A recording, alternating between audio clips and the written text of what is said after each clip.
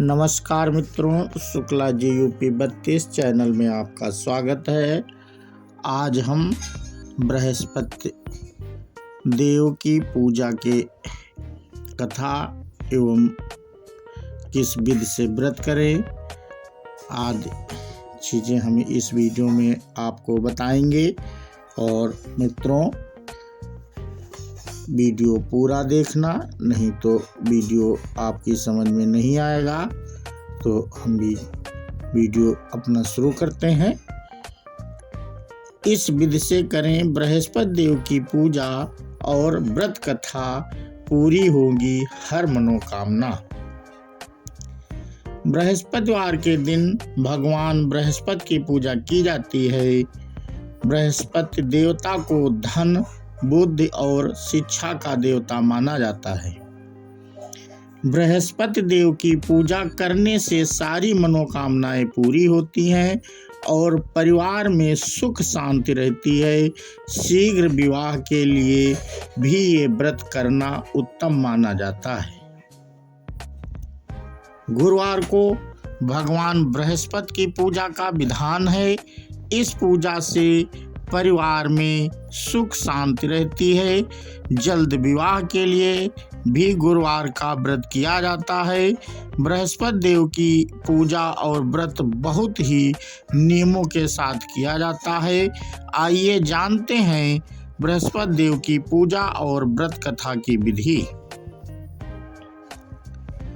गुरुवार की पूजा विधि विधान के अनुसार की जानी चाहिए।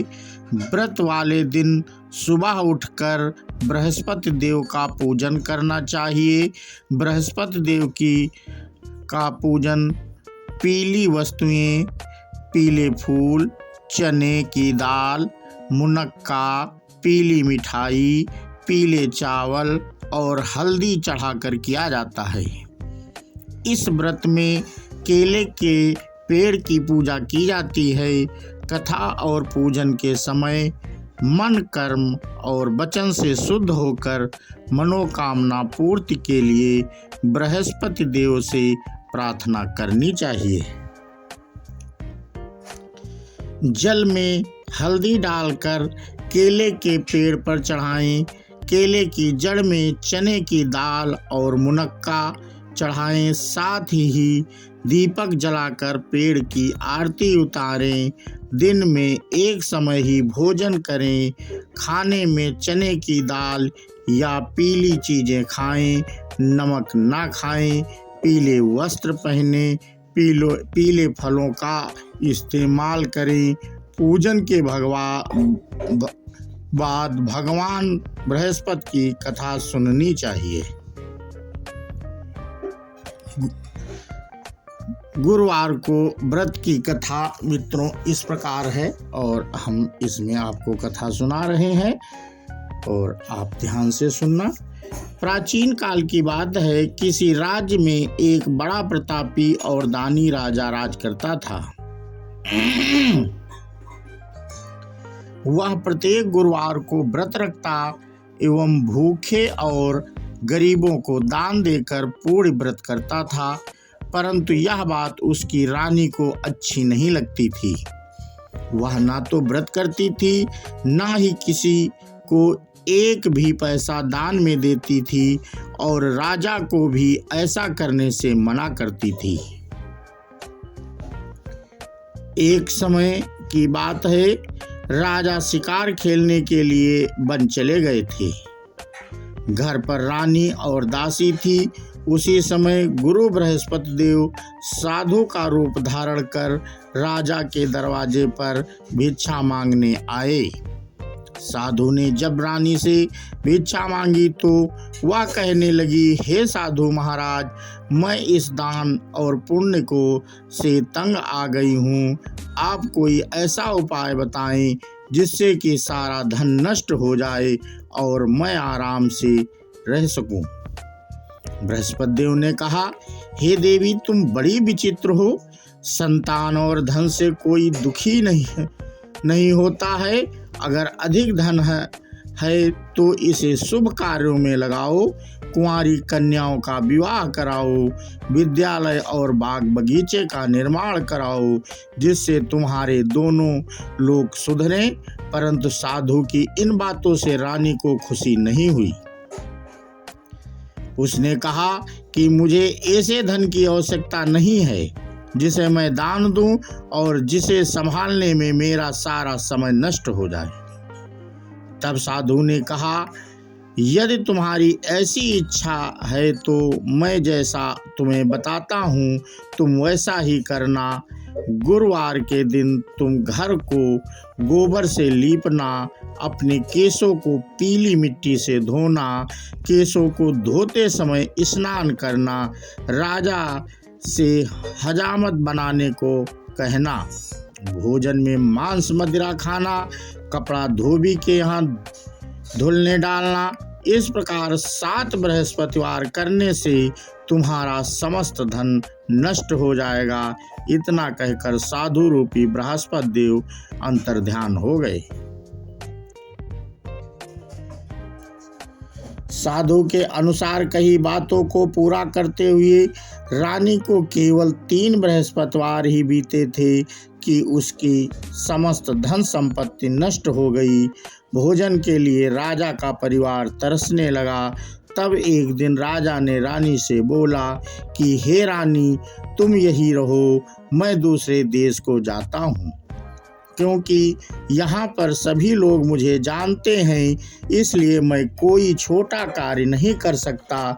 ऐसा कहकर राजा परदेश चला गया। वहाँ वह जंगल से लकड़ी काट कर लाता और शहर में बेचता। इस तरह वह अपना जीवन व्यतीत करने लगा। इधर राजा के परदेश जाते ही रानी और दासी दुखी रहने लगीं। एक बार जब रानी और दासी को 7 दिन तक बिना भोजन के रहना पड़ा तो रानी ने अपनी दासी से कहा, हे दासी, पास ही के नगर में मेरी बहन रहती है, वह बड़ी धनवान है, तू उसके पास जा और कुछ ले आ ताकि थोड़ी बहुत गुजर बसर हो जाए। दासी रानी की बहन के पास गई। उस दिन गुरुवार था और रानी की बहन उस समय बृहस्पतिवार व्रत की कथा सुन रही थी। दासी ने रानी को बहन को अपनी रानी का संदेश दिया, लेकिन रानी की बड़ी बहन ने कोई उत्तर नहीं दिया। जब दासी को रानी की बहन से कोई उत्तर नहीं मिला तो वह बहुत दुखी हुई और उसे क्रोध भी आया। दासी ने वापस आकर रानी को सारी बात बता दी। सुनकर रानी ने अपने भाग्य को कोसा। उधर रानी की बहन ने सोचा कि मेरी बहन की दासी आई थी, परंतु मैं उससे नहीं बोली, इससे वह बहुत दुखी हुई होगी। कथा सुनकर और पूजन समाप्त करके वह अपनी बहन के घर आई और कहने लगी, हे बहन, मैं बृहस्पतिवार का व्रत कर रही थी, तुम्हारी दासी मेरे घर आई थी, परंतु जब तक कथा होती तब तक ना तो उठते हैं और ना ही बोलते हैं, इसलिए मैं नहीं बोली। कहो दासी क्यों गई थी?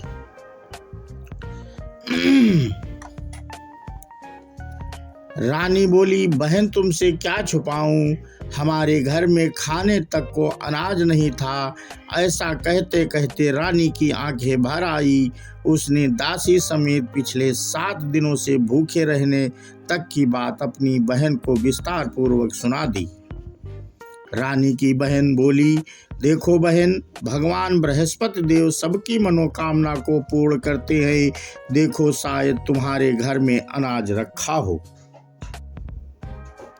पहले तो रानी को विश्वास नहीं हुआ, पर बहन ने के आग्रह करने पर उसने अपनी दासी को अंदर भेजा तो उसे सचमुच अनाज से भरा एक घड़ा मिल गया।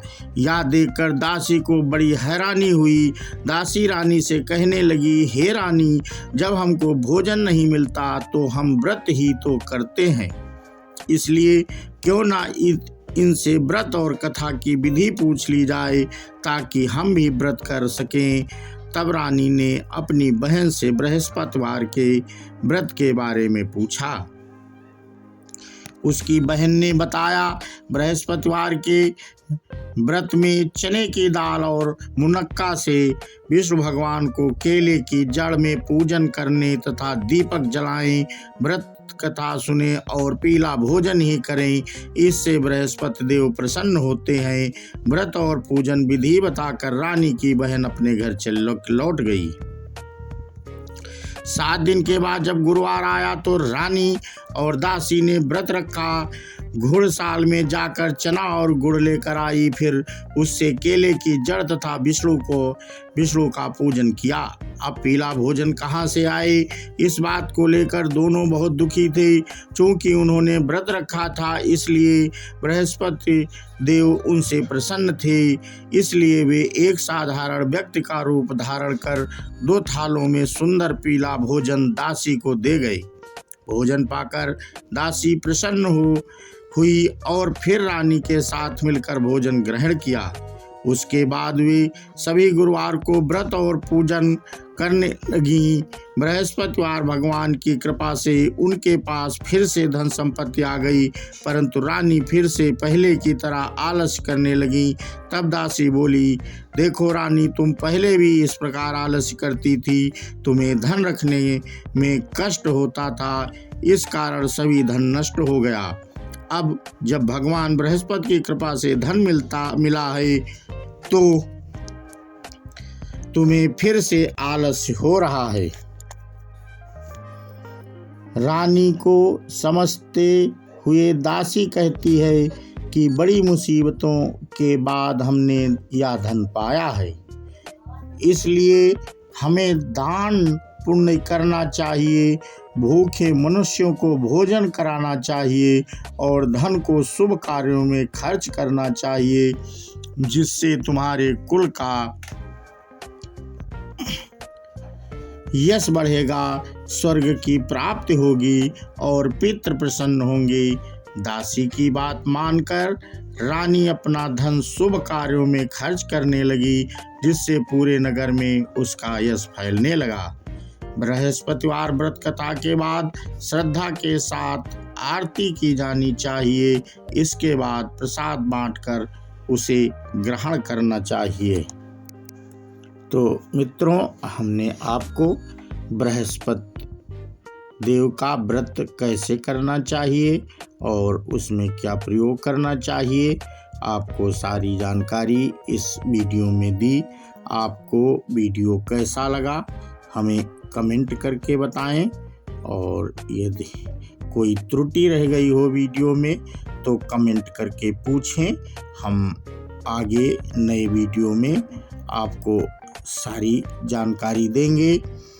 और ये व्रत बहुत पवित्र है और इसमें जो भी मनोकामनाएं की जाती हैं बृहस्पति देव पूरी करते हैं। और व्रत को श्रद्धा पूर्वक करें, मन में प्रण करके, साफ सुथरा, सुबह नहा धो करके। और हमने आपको पूरी जानकारी दे ही दी है। तो मित्रों, हम अपना वीडियो समाप्ति की ओर चल रहा है और अब हम बृहस्पति देव की जयकारा भी लगा दें मित्रों। और मेरे साथ साथ बोलो श्री बृहस्पति देव की जय हो। और जो लोग इस व्रत को करना चाहते हैं वो इस व्रत को करें, इससे लाभ होगा आपको। और जो मनोकामना होगी आपकी तो वो पूर्ण होगी। बृहस्पति देव प्रसन्न हो जाते हैं और जो हमने कथा सुनाई है उस प्रकार से बृहस्पति देव का पूजन करें। जय बोलो सियावर रामचंद्र की जय हो।